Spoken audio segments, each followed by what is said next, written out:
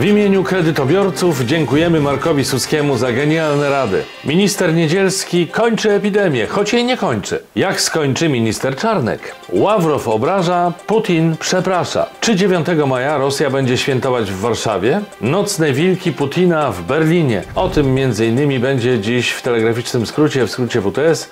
Niedziela 8 maja. Maciej Orłoś, zaczynamy.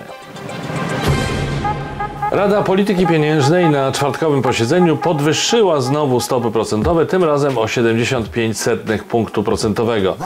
Jednocześnie w oświadczeniu podkreśliła, że dalsze decyzje są uzależnione od sytuacji gospodarczej oraz rozwoju wojny w Ukrainie. Czyli nie dowiedzieliśmy się niczego nowego poza tym, że kredytobiorcy są w jeszcze większym bagnie niż byli dotychczas. Oczywiście w szczytnym założeniu podwyżka stóp ma powstrzymać szalejącą inflację, ale niech was nie zwiedzie mamrotanie premiera Morawieckiego i prezesa Glapińskiego. Powody inflacji to nie tylko wojna czy sytuacja gospodarcza na świecie. Do tego problemu swoją cegiełkę dokłada też rząd.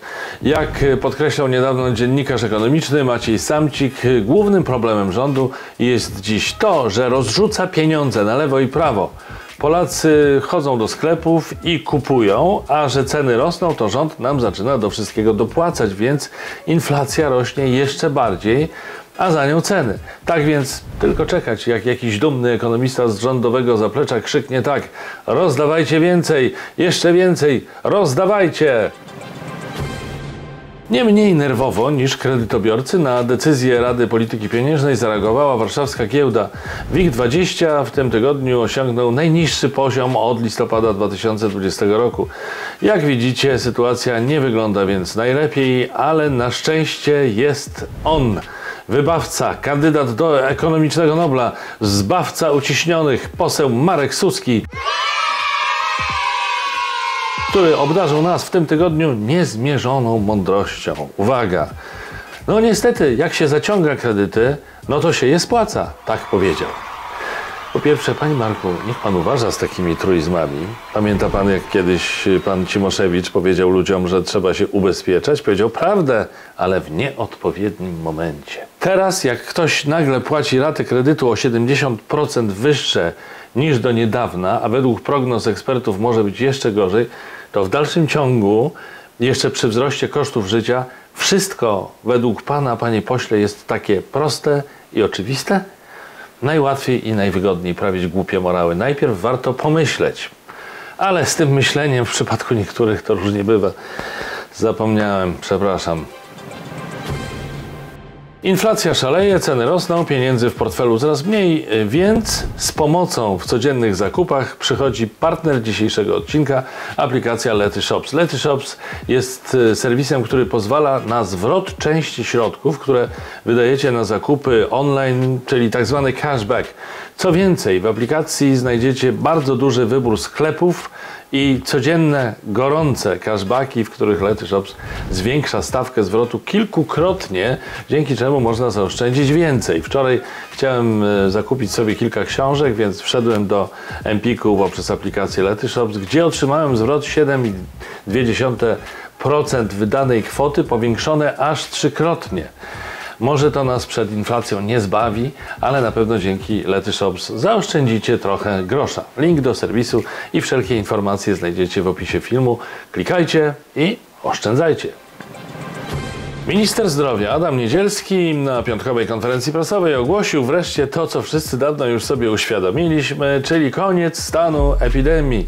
Od 16 maja stan epidemii ma się bowiem w Polsce przekształcić w stan zagrożenia epidemicznego. Jednocześnie pan premier, ogłaszając koniec epidemii, podkreślił stanowczo, że nie oznacza to końca epidemii, a jedynie przełączenie czerwonego światła na pomarańczowe, cokolwiek to oznacza. Jak zwykle mieliśmy tu do czynienia z modelowym przykładem chaosu komunikacyjnego po stronie rządu. Pan minister odwołuje, ale nie odwołuje. Kończy epidemię, ale jej nie kończy. No zaraz, chwileczkę, czego tu nie rozumieć?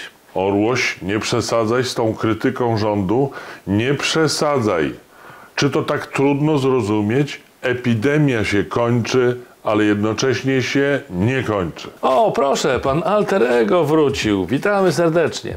Minister Niedzielski przełączył może światło czerwone na pomarańczowe, ale Polacy już dawno panu ministrowi pokazują czerwone światło i to się chyba raczej już nie zmieni. Zmieniło się za to podejście z ZUS-u, naszego ulubionego ZUS-u, do zwolnień lekarskich wystawianych za pośrednictwem systemu tzw. teleporady podczas pandemii przez lekarzy pierwszego kontaktu. Problem w tym, że pierwszego kontaktu było podczas pandemii koronawirusa z wiadomych przyczyn raczej mało. I o to właśnie mają do lekarzy pretensje kontrolerzy ZUS-u. Zarzucają lekarzom, że jak to wystawiali zwolnienia lekarskie, jak nie badali osobiście pacjenta. Lekarze skarżą się na masowe kontrole i dziwne pretensje kontrolerów. Jak wspomniał pan minister Niedzielski, pandemia została oficjalnie odwołana, ale tak jakby tylko trochę.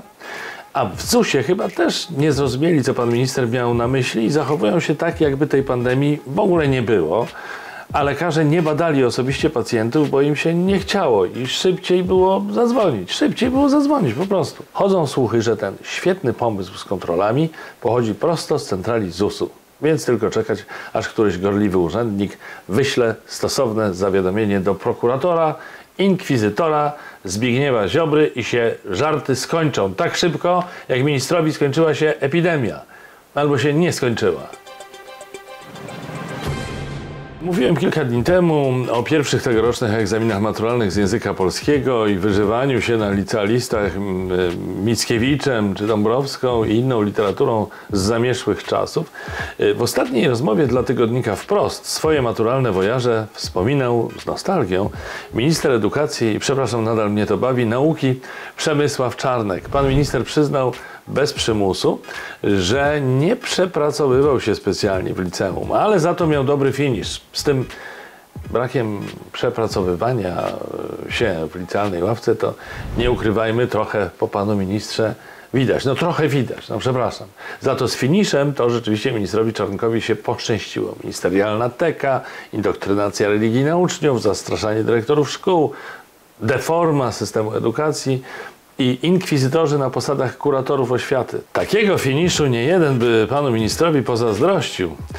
A nasz Przemysław nie powiedział przecież jeszcze ostatniego słowa. Pewnie wziął sobie do serca głęboko słowa klasyka o tym, że mężczyznę poznaje się nie po tym, jak zaczyna, a po tym, jak kończy.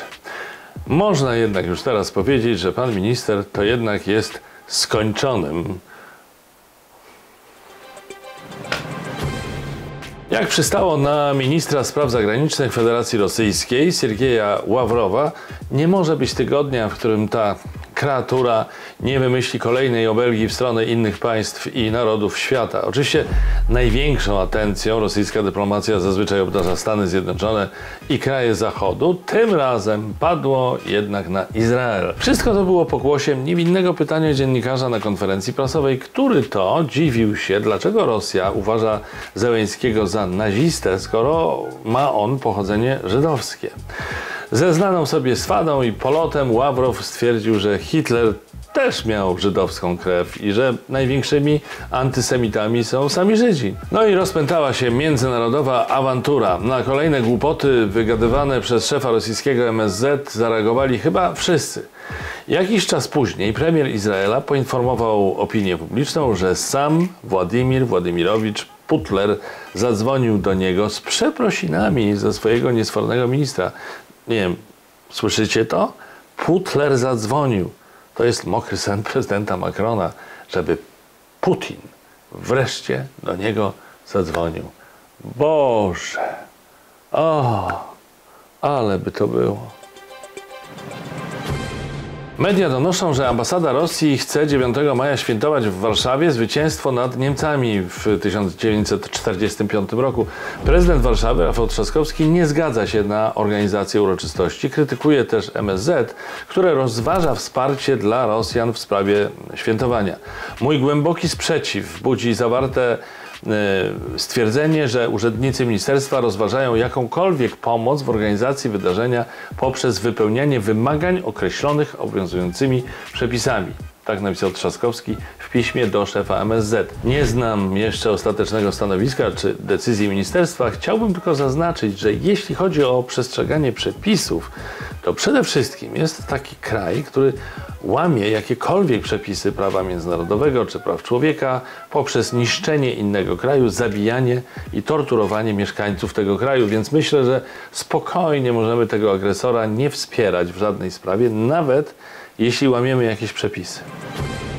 Co ciekawe, strasznie mocno przepisów trzyma się Berlin, który najwyraźniej pozwoli na demonstrowanie w Dniu Zwycięstwa, a nawet może w 2 dni, czyli 8 i 9 maja, grupie motocyklowej Nocne Wilki. To, przypomnijmy, są koledzy Putina, nazywani też nie wilkami, tylko psami Putina. Mało tego, policja berlińska zabroniła noszenia symboli wsparcia dla rosyjskiej wojny, ale i ukraińskich flag w miejscach pamięci. Co spotkało się z protestem ambasadora Ukrainy w Niemczech. No żeż mać. Naprawdę zabronili noszenia ukraińskich flag? Co za poprawność, co za sprawiedliwe podejście i jakże tolerancyjne. O, brawo! Na zakończenie wróćmy na chwilę do Rafała Trzaskowskiego. Otóż, słuchajcie, umknął mi tweet z 28 kwietnia. Tweet szefa informacji TVP Jarosława Olechowskiego. Tak wygląda zielona Warszawa, ścisłe centrum. A prezydent miasta bawi w USA, udając prezydenta Polski. Czy w naszej stolicy musi być taki syf? I 2 zdjęcia syfu. No, syf jak cholera. Co za skandal, przyznacie. Jak pan może, panie Trzaskowski, dopuszczać do takiego bałaganu? Proponuję, żeby pan wziął miotłę i zaczął sprzątać sam osobiście warszawskie podwórka i klatki schodowe. I przy okazji niech pan posprząta w TVP, bo tam to dopiero syf straszny. Na szczęście teraz przed nami coś kulturalnego, a mianowicie kącik kulturalny, który poprowadzi dla państwa autor wyjątkowego kanału na YouTubie Witam. Może nieco potargany, ale to chaos artystyczny, Antoś Orłoś oraz jego kot Baciuś. Nie Maciuś, tylko Baciuś. To tak trudno zrozumieć. Baciuś, nie Maciuś. Witam.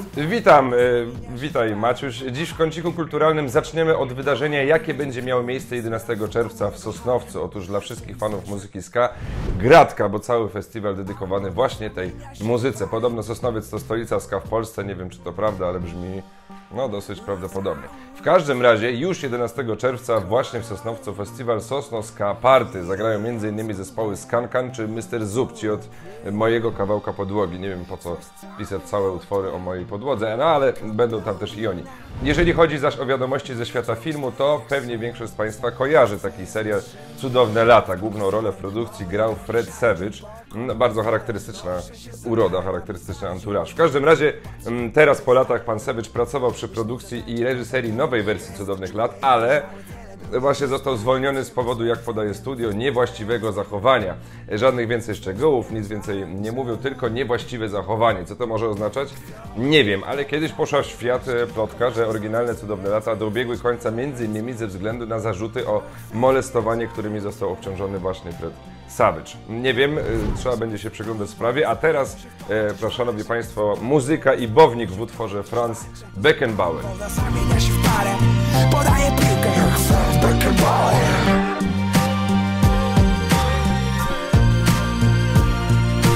Palec zdupałem, woda zamienia się w parę. Podaje piłkę jak Franz Beckenbauer. Jeszcze chciałbym Was zachęcić do zbiórki organizowanej przez Mikołaja Towalskiego, który od początku wojny w Ukrainie jeździ tam na miejsce busem, zawozi nim sprzęt wojskowy, jedzenie, koce i inne potrzebne rzeczy. Za każdym razem w drodze powrotnej zabiera ze sobą ludzi i zwierzęta. Bardzo dobrą robotę robi ten nasz Mikołaj. Ale aby dalej pomagać, potrzebuje wsparcia finansowego i tu liczy właśnie m.in. na Waszą pomoc. Link do zbiórki zamieszczam w opisie tego odcinka. Powodzenia Mikołaju! I to tym razem wszystko w WTS-ie. Widzimy się już w czwartek.